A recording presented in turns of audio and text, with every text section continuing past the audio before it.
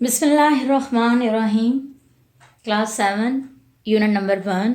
और आज हम डायग्राम के थ्रू पढ़ेंगे ह्यूमन रेस्पिरेटरी सिस्टम, यानी कि इंसानी सांस लेने का निज़ाम। इंसान जो है वो किस तरीके से सांस लेता है और कौन कौन से ऑर्गन जो हैं वो सांस लेने के दौरान इस्तेमाल होते हैं। एक ऐसा सांस लेना जो हमें महसूस भी नहीं होता, यानी कि एक बहुत बड़ा सिस्टम इस्तेमाल होता है जिसके ज़रिए हम सांस लेते हैं। और अगर हमें इस सिस्टम के बारे में पता हो तो हम शुक्र करते करते ना थकें। फर्स्ट ऑफ ऑल, सबसे पहले रेस्पिरेटरी सिस्टम का आपको ये पता होना चाहिए कि सांस लेने का अमल जो है वो असल में होता क्या है। ब्रीथिंग प्रोसेस होता है इसमें।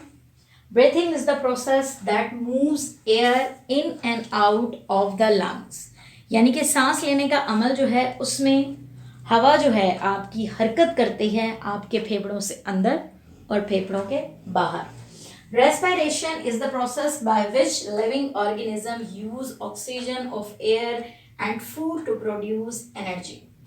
रेस्पिरेशन यानी कि सांस लेने का अमल जो है, इसमें जानदार ऑक्सीजन का इस्तेमाल करते हैं हवा से और खुराक से, और इसके नतीजे में एनर्जी जो है वो प्रोड्यूस करते हैं। Carbon dioxide is also produce during this process. User oxygen का इस्तेमाल करके जब हम ब्रीथिंग के प्रोसेस में एयर को आउट ऑफ द लंग्स करते हैं तो कार्बन डाइऑक्साइड जो है वो प्रोड्यूस होती है। अब the part of the body used in the process of breathing from the respiratory system. The parts of the body used in the process. Parts of the body यानी कि हमारे जिस्म के हिस्सों में जो ब्रीथिंग के प्रोसेस में ऑर्गन या पार्ट्स का इस्तेमाल होता है वो कहलाते हैं हमारे रेस्पिरेटरी सिस्टम के organ. Parts of respiratory system. Our respiratory system consist of nose and throat and the wind pipe. हमारे रेस्पिरेटरी सिस्टम जो है वो कंसिस्ट होता है हमारी नोज पे, हमारे थ्रोट पर और हमारे विंड पाइप पर, जिसको हम ट्रैकिया भी कहते हैं। इसके अलावा हमारे लंग्स का इस्तेमाल होता है सांस लेने के अमल के दौरान, और इसके अलावा ब्रीथिंग मसल्स का। नोज और थ्रोट यानी कि हमारी नाक और जो हमारा हलक है, गला जो है वो किस तरीके से काम करता है। The air enters through our nose. जब हवा जो है वो दाखिल होती है हमारे नाक के जरिए या फिर हमारे माउथ के जरिए, our nose has air and mucus. तो हमारी नाक के अंदर जो क्या होता है, बाल होते हैं और म्यूकस जो होता है to clean moisture and warm the air. नाक जो है वो हमारी हवा को, जो अगर आलूदा भी है तो उसको क्या करती है, फिल्टर कर देती है, साफ कर देती है। और mucus is a sticky liquid. Mucus क्या होता है, हमारे नाक में एक स्टिकी लिक्विड होता है। Dust particles and germs present in the air.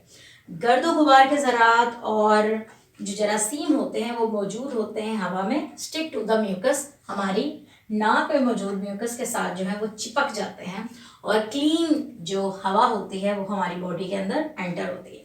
The air enters the throat, और उसके बाद हवा जो है वो हमारे थ्रोट के अंदर दाखिल होती है and passes through the larynx, और लेरिंग्स से गुजरती है। Our vocal cords are present in the larynx. अब लेरिंग्स के अंदर क्या होता है, वोकल कॉर्ड प्रेजेंट होते हैं, और वोकल कॉर्ड्स का मेन पार्ट क्या होता है, प्रोड्यूस साउंड, और इसकी वजह से वो जो है साउंड को प्रोड्यूस करते हैं।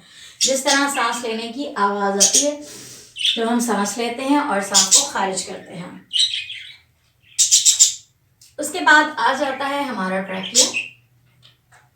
ट्रैकिया जिसको हम विंड पाइप कहते हैं। Air passes from the larynx. अब हवा जो है वो लेरिंग्स तक पहुंच गई है, उसके बाद हवा गुजरेगी ट्रैकिया में से। Air passes from the larynx into the trachea और विंड पाइप। उसके बाद हवा लेरिंग्स से गुजरते हुए ट्रैकिया तक पहुंचती है। Our wind pipe is made of C shaped rings of cartilage, और हमारी जो ट्रैकिया होता है वो सी शेप के कॉर्टेज यानी कि हल्कों पर मुश्तमिल होता है। ये इस तरीके के रिंग्स नजर आ रहे हैं आपको। This rings keeps our wind pipe open, और ये रिंग्स जो हैं वो हमारे विंड पाइप यानी कि हमारे ट्रैकिया को ओपन करते हैं। Mucus and tiny hair in the trachea. Mucus और जो हमारे छोटे छोटे बाल होते हैं ट्रैकिया में आल्सो फिल्टर द एयर। वो क्या करते हैं कि हवा को साफ कर देते हैं। उसके बाद नेक्स्ट पार्ट आ जाता है bronchi. The trachea divide into 2 branches. अब ये हमारा ट्रैकिया है, ये 2 हिस्सों में यानी कि 2 ब्रांचेस, 2 शाखों में डिवाइड हो रहा है। और इसकी एक शाख जो है वो कहलाती है ब्रोंकस, यानी कि ये 2 ब्रांचेस हैं, ये कहलाएंगी ब्रोंकाई, और इसकी एक जो ब्रांच है वो कहलाएगी bronchus. Bronchi carry air into the lungs. अब ब्रोंकाई का मेन काम क्या होता है कि जो हवा हमारी नोज से स्टार्ट होकर लेरिंग्स से ट्रैकिया के बाद ब्रोंकाई तक पहुंचती है, तो ब्रोंकाई जो है इस हवा को लंग्स तक पहुंचा देती है। Our lungs is the most important organs of the respiratory system. हमारे जो lungs होते हैं, हमारे जो फेफड़े होते हैं, वो बहुत अहम ऑर्गन अज़ा होते हैं रेस्पिरेटरी सिस्टम यानी कि सांस लेने के अमल के निज़ाम के। In each lungs the bronchus divide into smaller tubes called bronchioles. अब हमारा जो एक यानी कि हमारा जो एक फेफड़ा होता है उसकी आगे से जो थैलियाँ होती हैं ब्रोंकस की, वो डिवाइडेड होती हैं इनटू स्मॉलर ट्यूब्स में, बहुत छोटी छोटी ट्यूब्स में, जिनको हम ब्रोंक्यूल्स कहते हैं। At the end of bronchioles, और ब्रोंक्यूल्स के एंड में टिनी एयर सैक्स, छोटी छोटी हवा की नालियाँ होती हैं, छोटी छोटी हवा की नालियाँ होती हैं जिनको हम कहते हैं एल्वेलाई। एल्वेलाई जो है वो इसमें प्रेजेंट होती है। Alveoli are surrounded by blood capillaries. हमारी खून की जो नालियाँ होती हैं जो कैपिलरीज कहलाती हैं, उनके गिर्द जो है वो लिपटी हुई होती हैं। व्हेन वी ब्रीथ इन, जब हम सांस जो है अंदर की तरफ लेते हैं तो क्या होता है, the air enters the lungs reach the alveoli. तो हमारा हवा जो होती है वो हमारे लंग्स में एंटर होने के बाद कहाँ पहुँच जाती है, एल्वेलाई तक पहुँच जाती है, जो हवा की छोटी छोटी नालियाँ होती हैं। Oxygen of the air passes through the walls of alveoli. Oxygen of the air, हवा में जो ऑक्सीजन मौजूद होती है वो गुजरती है एल्वेलाई की दीवारों से, यानी कि एल्वेलाई की दीवारों नालियों से इनटू द कैपिलरीज, और वो कैपिलरीज में दाखिल हो जाती है। द रेड ब्लड सेल्स, और वहाँ पर जो सुर्ख खून के जो सेल्स होते हैं, कैरी दिस ऑक्सीजन, इस ऑक्सीजन को गेन करते हैं, हासिल करते हैं, और उसके बाद क्या करते हैं, to every cell of our body, हमारे जिस्म के तमाम सेल्स तक पहुंचा देते हैं। कौन पहुंचा देते हैं, रेड ब्लड सेल्स पहुंचा देते हैं। क्या चीज़ पहुंचा देते हैं, ऑक्सीजन को पहुंचा देते हैं। सेल्स इन आवर बॉडी, और हमारे जिस्म के जो सेल्स होते हैं यूज ऑक्सीजन, यानी कि जहाँ जहाँ तक ऑक्सीजन पहुंचती है वहाँ ऑक्सीजन का वो इस्तेमाल करते हैं सेल्स एंड फूड्स और खुराक का, टू प्रोड्यूस एनर्जी को पैदा करने के लिए और कार्बन डाइऑक्साइड पैदा करने के लिए।